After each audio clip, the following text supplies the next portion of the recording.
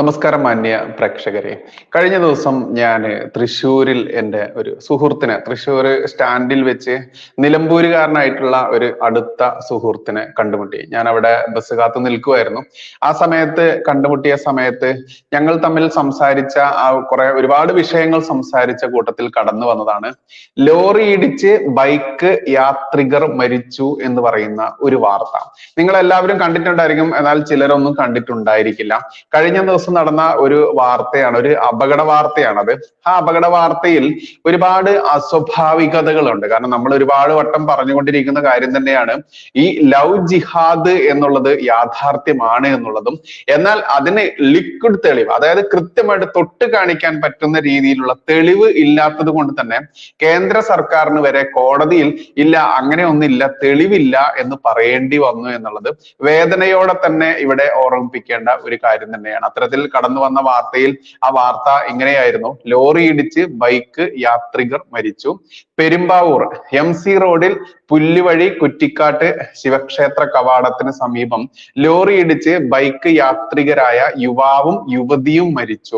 ഇനി യുവാവും യുവതിയും ആരാണ് എന്ന് പറയുന്നുണ്ട്. എറണാകുളം കലൂർ ജഡ്ജസ് അവന്യൂ റോഡിൽ പീഡികത്തറയിൽ റഹ്മത്തുള്ളയുടെയും നജ്മയുടെയും മകൻ മുഹമ്മദ് ഇജാസ്, 21 വയസ്സുള്ള മുഹമ്മദ് ഇജാസ് ആണ്. അത് എറണാകുളം ഉള്ളതാണ്. ഇനി പെൺകുട്ടിയുടെ പേര് കൃത്യമായിട്ട് കേൾക്കേണ്ടതുണ്ട്. ചങ്ങനാശ്ശേരി കുരിശുമൂട് പുതുപ്പുരക്കൽ വീട്ടിൽ ജോസ് ഗ്രിഗറിയുടെയും ജെറ്റ്സിയുടെയും മകൾ ഫിയോണ ജോസ്, 19 വയസ്സ് എന്നിവരാണ് മരിച്ചത്. ഉച്ചയ്ക്ക് 1:45 ക്ഷേത്ര കവാടത്തിനും കർത്താവുംപടി റോഡിലേക്ക് തിരിയുന്നതിനും ഇടയിലുള്ള ഭാഗത്തായിരുന്നു അപകടം. മൂവാറ്റുപുഴ ഭാഗത്തേക്ക് പോവുകയായിരുന്ന ലോറി എതിരെ വന്ന ബൈക്കിൽ ഇടിക്കുകയായിരുന്നു.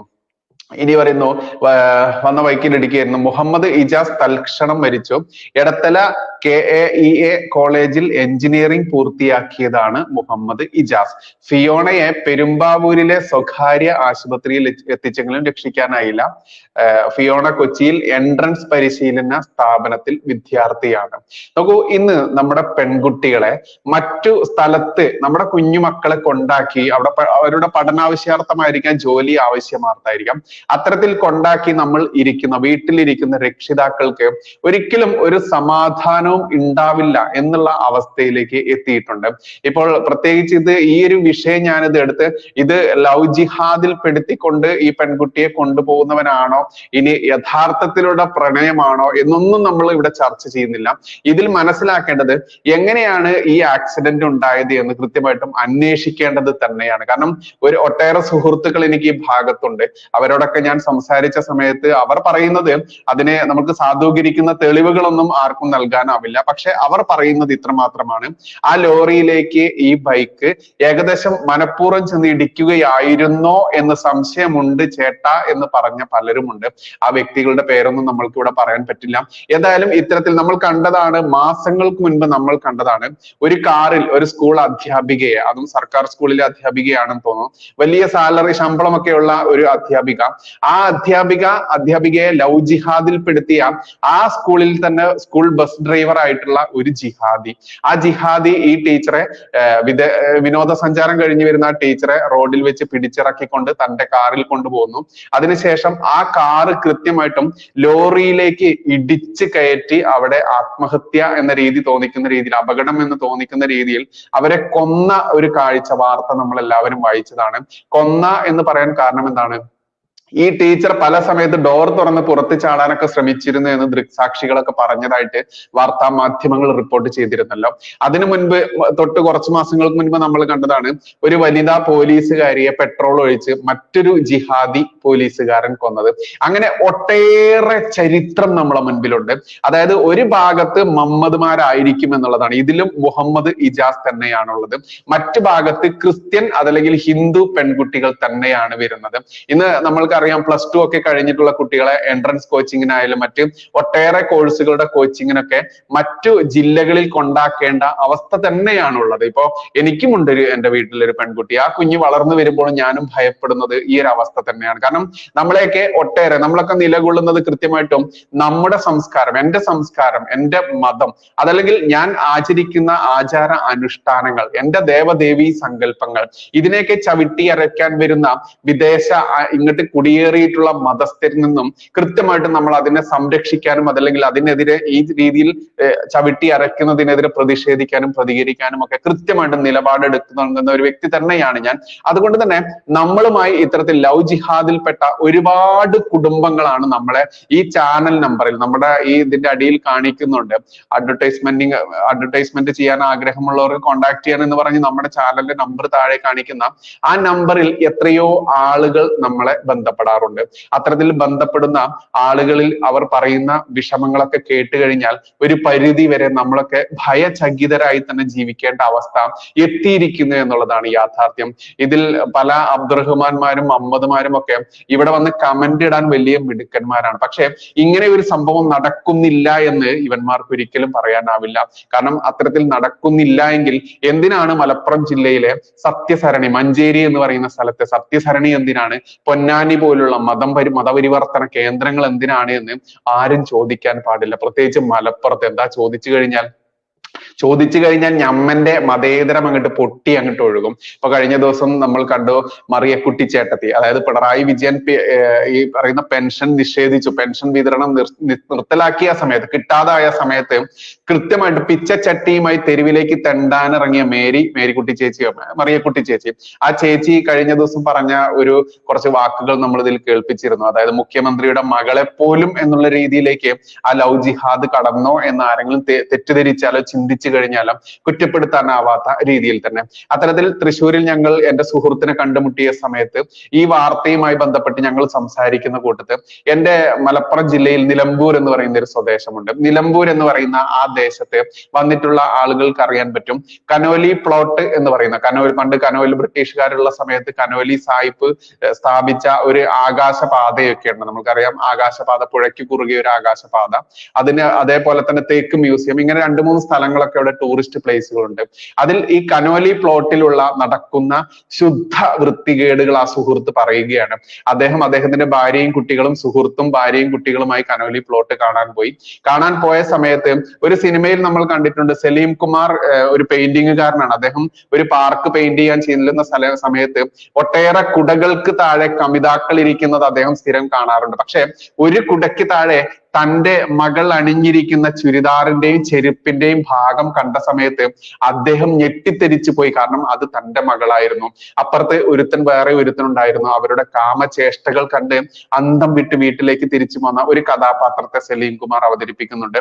അത്തരത്തിൽ തന്നെ ഇദ്ദേഹവും ഇദ്ദേഹത്തിന്റെ സുഹൃത്തും ഇവരുടെ രണ്ടുപേരുടെയും ഭാര്യയും കുട്ടികളും അടക്കം ഇങ്ങനെ പോയ സമയത്ത് അവിടെ ഒട്ടേറെ കുടകൾക്ക് താഴെ ഒരുപാട് തലകൾ, പെണ്ണും ആണും, ഏത് എല്ലാ അതിർവരമ്പും അവർ ലംഘിച്ചുകൊണ്ട് അവിടെ അടിവസ്ത്രം പോലും ഊരി വെച്ചിട്ടുള്ള പോലും അത്തരത്തിലുള്ള കാമചേഷ്ടകൾ കാണിക്കുന്നു. ടൂറിസ്റ്റേഴ്സിനെ അതല്ലെങ്കിൽ സന്ദർശകരെ അവിടേക്ക് അനുവദിക്കുക എന്നുള്ളത് സർക്കാർ അതിന് ഫീസും വാങ്ങുന്നുണ്ട്. അത്തരത്തിൽ കോളേജ് കുട്ടികളും, ഈ കോളേജ് ആൺകുട്ടികളും പെൺകുട്ടികളും, ഇനി കോളേജ് പെൺകുട്ടികളെ വലയിലാക്കി വരുന്ന സുഡാപ്പികളും അടക്കമുള്ള ആളുകൾ ഇവിടെ വരുന്നു. അങ്ങനെ ഈ ഇദ്ദേഹത്തിന്റെ സുഹൃത്തിന്റെ ഭാര്യയും അടക്കം ചെല്ലുന്ന സമയത്ത് സലീം കുമാറിനുണ്ടായ അതേ അനുഭവം ആ സുഹൃത്തിനുണ്ടാവുന്നു. അതായത് അദ്ദേഹത്തിന്റെ മകളെ ഒരു കുടയ്ക്ക് കീഴിൽ കാണുക എന്ന് പറയുമ്പോൾ ആലോചിച്ച് നോക്കൂ, നമ്മുടെയൊക്കെ സ്വന്തം മക്കളെ, നമ്മുടെ പെൺമക്കളെ ഇതുപോലെ കാണുക എന്ന്. അത്തരത്തിൽ അവർ വീട്ടിലേക്ക് അവിടെ നിന്ന് ആ കുട്ടിയെ പിടിച്ചു കൊണ്ടുപോയതിനു ശേഷം അന്വേഷിക്കുന്ന സമയത്ത് ഇതും ഒരു മമ്മതായിരുന്നു എന്ന് എടുത്ത് പറയേണ്ടതുണ്ട്. അതേപോലെ തന്നെ നിലമ്പൂരിൽ തന്നെ ഒരുപാട്, ഈ നിലമ്പൂര് ഞാൻ പറയാൻ കാരണം എനിക്ക് എന്റെ ദേശം കൂടി ആയതുകൊണ്ടാണ്, ഒരുപാട് ലോഡ്ജുകളും കാര്യങ്ങളും ഒക്കെ ഉണ്ട്.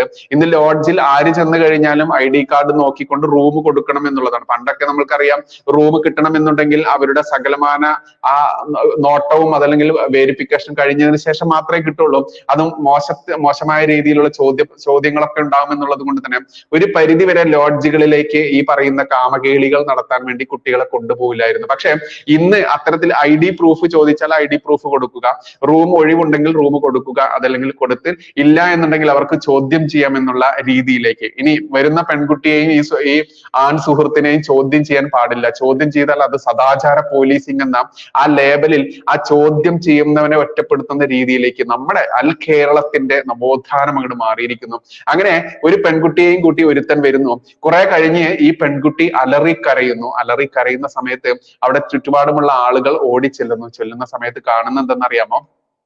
ഈ കുട്ടി ബ്ലീഡിങ്ങോട് കൂടി, അതായത് ബ്ലഡ് അങ്ങനെ ഒലിക്കുകയാണ്. ഈ കുട്ടിയുടെ അടിവസ്ത്രം കടന്ന്, കുട്ടിയുടെ മുട്ടും കടന്ന് ഒലിക്കുകയാണ്. എങ്ങനെയാണ് ഇത് സംഭവിച്ചതെന്ന് ഇവിടെ വിവരിക്കേണ്ട ആവശ്യമില്ലല്ലോ. അത്തരത്തിൽ അങ്ങനെ അവിടെ പ്രായപൂർത്തി ആയതുകൊണ്ട് തന്നെ പോലീസുകാർക്കും ഇതിൽ ഇടപെടാനാവുന്നില്ല. ഈ കുട്ടിയുടെ ഈ രക്ഷിതാക്കളെ വിളിച്ചു വരുത്തുന്നു, അവർക്കും പരാതി ഇല്ലാത്തത് കൊണ്ട് അത് കേസെടുക്കാനും പറ്റുന്നില്ല. പ്രായപൂർത്തി എന്ന് പറയുന്നത് 18 വയസ്സും 3 ദിവസവും ആയിട്ടുള്ള കുട്ടിക്ക്, എന്നിട്ട് അത് കേസെടുക്കാൻ പറ്റില്ല, കാരണം 18 വയസ്സ് കഴിഞ്ഞല്ലോ. അത്തരത്തിൽ ആ ഒരു സംഭവം എന്റെ സുഹൃത്ത് എന്നോട് വിവരിക്കുന്നു. ഇത്തരത്തിലാണ് ഇന്ന് നമ്മുടെ കേരളത്തിൽ നടക്കുന്നത്. അതിൽ ഒരു പരിധി വരെ ഹിന്ദു ക്രിസ്ത്യൻ പെൺകുട്ടികളെയാണ് ഇത്തരത്തിൽ ദുരുപയോഗത്തിന് വേണ്ടി വലയിൽപ്പെടുത്തുന്നത്. അപ്പോൾ നമ്മൾക്ക് പറയാം, പെൺകുട്ടികൾ അവരുടെയൊക്കെ ആ കടിമൂത്ത് പോയിട്ടല്ലേ എന്നൊക്കെ പലരും ഇവിടെ വന്ന് കമന്റ് ഇടും. പക്ഷെ അവരോട് എനിക്ക് പറയാനുള്ളത്, പെൺകുട്ടികളുടെ പ്രായം അതാണ്. ആ പ്രായമായ പെൺകുട്ടികളെ വലയിലാക്കാൻ വേണ്ടിയും ഇത്തരത്തിലുള്ള മുഹമ്മദ്മാരും ഇജാസുമാരും ഒക്കെ ഇറങ്ങിത്തിരിക്കുമ്പോൾ ആ പെൺകുട്ടികൾ ആ വലയിൽ പെട്ടിട്ടുണ്ടെങ്കിൽ അവരെ ഒരു പരിധി വരെ കുറ്റപ്പെടുത്താനാവില്ല. അതുകൊണ്ട് തന്നെ ഇന്നിപ്പോൾ കേരളത്തിലെ രക്ഷിതാക്കൾക്ക് അവരുടെ ഒരു സമാധാനം കൂടി നഷ്ടപ്പെടുന്ന അവസ്ഥയിലേക്കാണ് ഇത്തരത്തിൽ ലോറി ഇടിച്ച് ബൈക്ക് യാത്രികർ മരിച്ചു എന്ന ഈ വാർത്ത പുറത്തു വരുമ്പോൾ മുഹമ്മദ് ഇജാസും ഫിയോണ ജോസ് എന്ന് പറയുന്ന ക്രിസ്ത്യൻ പെൺകുട്ടിയും കൊല്ലപ്പെട്ടു എന്ന വാർത്ത വരുമ്പോൾ നമ്മൾക്ക് ചിന്തിക്കാനാവുക. കാരണം കൈവിട്ടു പോയിരിക്കുന്നു നമ്മുടെ നാട്. അതിന് ഇവർ പറയുന്ന പേരാണ് നവോത്ഥാനം എന്നുള്ളത്. ഇന്നിപ്പോൾ സ്കൂളുകളിലും കോളേജുകളിലും നവോത്ഥാനം എന്ന പേരും വെച്ചുകൊണ്ട് ആൺ പെൺ സൗഹൃദം എല്ലാ അതിർവരമ്പുകളും ലംഘിച്ചുകൊണ്ട് കാമപേക്കൂത്തുകളുടെ ഒരു കലാശാല, അതല്ലെങ്കിൽ സ്കൂളുകളും കോളേജുകളും ക്യാമ്പസുകളായി മാറുമ്പോൾ ഇത് ആരാണ് ആക്കിയതെന്ന് ചോദിച്ചാൽ നിസ്സംശയം പറയാം, ഇവിടെ ഭരിച്ചു മുടിച്ച ഇടതും വലതും തന്നെയാണ്. അതിൽ 90% ഇടതുപക്ഷം തന്നെയാണെന്ന് ആര് പറഞ്ഞാലും കുറ്റപ്പെടുത്താനാവില്ല. കാരണം നമ്മളിടങ്ങളിലെ നമ്മൾ എന്നും പറഞ്ഞുകൊണ്ട് ഇണചേരുന്ന, ആണും പെണ്ണും ഇണചേരുന്ന ചിത്രങ്ങളും പരസ്യങ്ങളും, അതല്ലെങ്കിൽ കോണ്ടം മുടിയിൽ കെട്ടിവെച്ചുകൊണ്ട് കോണ്ടം ഉപയോഗിക്കൂ, നിങ്ങൾ സുരക്ഷിതമായ ലൈംഗിക മാർഗം ഉപയോഗിക്കൂ എന്ന രീതിയിലൊക്കെ കോളേജുകളിലും സ്കൂളുകളിലും ഒക്കെ പരസ്യം നൽകിക്കൊണ്ട് അതിന് നവോത്ഥാനം, സ്ത്രീ സ്വാതന്ത്ര്യം, പുരുഷ സ്വാതന്ത്ര്യം, മറ്റേ സ്വാതന്ത്ര്യം എന്നൊക്കെ പറഞ്ഞുകൊണ്ട് നമ്മളൊക്കെ ഇത്രയും കാലം പരിപാലിച്ചു പോന്നിരുന്ന ആ ഒരു പരിശുദ്ധമായിട്ടുള്ള കലാലയങ്ങളെ പോലും ഇവന്റെയൊക്കെ കാമം തീർക്കാനുള്ള കാമാത്തിപ്പുരകളാക്കി മാറ്റിയ ഈ സംസ്കാരമാണ് അതിന് പറയുന്ന, അതിനനുസരിച്ചുള്ള വിദ്യാഭ്യാസം തൊട്ട് തീണ്ടിയിട്ടില്ലാത്ത മന്ത്രിമാർ ഭരിക്കുക ആ വകുപ്പ്. ആ സ്കൂളിനെ നവോത്ഥാനത്തിന്റെ പേരിൽ, ആ സ്കൂളിനെ സംസ്കാരം തകർക്കുക. കാരണം ഇവിടേക്ക് കുടിയേറിയിട്ടുള്ള അധിനിവേശ ശക്തികളൊക്കെ ആദ്യകാലങ്ങളിൽ ചെയ്തിട്ടുള്ള ഒരു കാര്യമുണ്ട്. ആ കാര്യം കൂടി നിങ്ങൾ കൂട്ടിയിണക്കി ചിന്തിക്കേണ്ടതുണ്ട്. കാരണം ഈ നാട്ടിലേക്ക് കടന്നു വന്നവന്മാർ ഇവിടുത്തെ വിദ്യാഭ്യാസ സംസ്കാരം നശിപ്പിക്കാൻ ശ്രമിച്ചിട്ടുണ്ട്. കാരണം വിദ്യാഭ്യാസ സംസ്കാരം നശിപ്പിച്ചാൽ മാത്രമേ ആ സംസ്കാരത്തിൽ അടിയുറച്ച് നല്ല രീതിയിൽ പോകുന്ന ഒരു വലിയൊരു സമൂഹത്തെ നശിപ്പിക്കാനാവുകയുള്ളൂ, അവരുടെ ശക്തി ക്ഷയിപ്പിക്കാനാവുകയുള്ളൂ. അതിലൂടെ മാത്രമേ ഞമ്മന്റെ ആളുകളായാലും മറ്റേ കുഞ്ഞാടുകളായാലും പെരുകുകയുള്ളൂ. അത്തരത്തിൽ ഇവിടുത്തെ വിദ്യാഭ്യാസ സംസ്കാരം എന്നോ നശിക്കപ്പെട്ടിരിക്കുന്നു. ഇന്ന് ഇവിടുത്തെ SLC അതല്ലെങ്കിൽ +2 ഇനി ഡിഗ്രിയോ കഴിഞ്ഞ കുട്ടികൾക്ക് ഒരു പാരഗ്രാഫ് തെറ്റാതെ എഴുതാൻ പോലും അറിയാത്ത അവസ്ഥയിലേക്ക് എത്തി നിൽക്കുന്ന ഈ സമയത്ത് ഇതുപോലെ മുഹമ്മദ് ഇജാസും ഫിയോണ ജോസ്മാരും ഹിന്ദു ക്രിസ്ത്യൻ പെൺകുട്ടികളൊക്കെ ഒരുപാട് മമ്മദ്മാരുടെ കൂടെ കിടന്നുകൊണ്ടും കൂടെ നടന്നുകൊണ്ടും കൂടെ ഇതുപോലെ ബൈക്കിൽ സഞ്ചരിച്ചുകൊണ്ടും മരണത്തിലേക്ക് പോയിട്ടുണ്ടെങ്കിൽ അവന് നഷ്ടപ്പെടാൻ ഒന്നുമില്ല. കാരണം എന്താ, അവൻ ഈ മദ്രസ കിതാബിൽ പഠിച്ചത് ഇവിടെ ഒരു കാഫിറിനെ വകവരുത്തി കഴിഞ്ഞാൽ അവിടെ അവൻ എത്രണ്ണ കിട്ടുന്നത്? 72 ഹൂറികളും മദ്യപ്പുഴയും സ്വർഗവുമാണ് അവന് കിട്ടുന്നത്. എന്നാലോ ഇവിടത്തെ ഹൂറിയെ അവന് മാക്സിമം യൂസ് ചെയ്യാം. നമ്മൾ കേട്ടിട്ടുണ്ട് യൂസ് ആൻഡ് ത്രോ എന്ന്, അതായത് ഉപയോഗശേഷം വലിച്ചെറിയുക എന്ന ആ സിസ്റ്റം തന്നെയാണ് ഇവിടെ നടന്നത് എന്ന് ഏതെങ്കിലും ഒരു സാധാരണക്കാരൻ, ഈ കുട്ടിയുടെ രക്ഷിതാക്കൾ ചിന്തിച്ചു കഴിഞ്ഞാൽ കുറ്റപ്പെടുത്താനാവില്ല. അതുകൊണ്ട് ലവ് ജിഹാദ് ഇല്ല എന്ന് കേന്ദ്ര സർക്കാർ കോടതിയിൽ റിപ്പോർട്ട് കൊടുത്തു എന്ന് പറഞ്ഞ് ന്യായീകരിക്കാൻ ഇറങ്ങുന്ന ഓരോരുത്തരും മനസ്സിലാക്കുക, ഇവിടെ നടക്കുന്നത് ലവ് ജിഹാദ് എന്ന് പറയുന്ന വാക്കിന് താഴെയുള്ള വലിയൊരു ആസൂത്രിത ക്രൂരത തന്നെയാണ് എന്നത് മാത്രമേ ഇവിടെ സൂചിപ്പിക്കാനുള്ളൂ. നന്ദി, നമസ്കാരം. ജയ് ഹിന്ദ്, ജയ് ശ്രീറാം.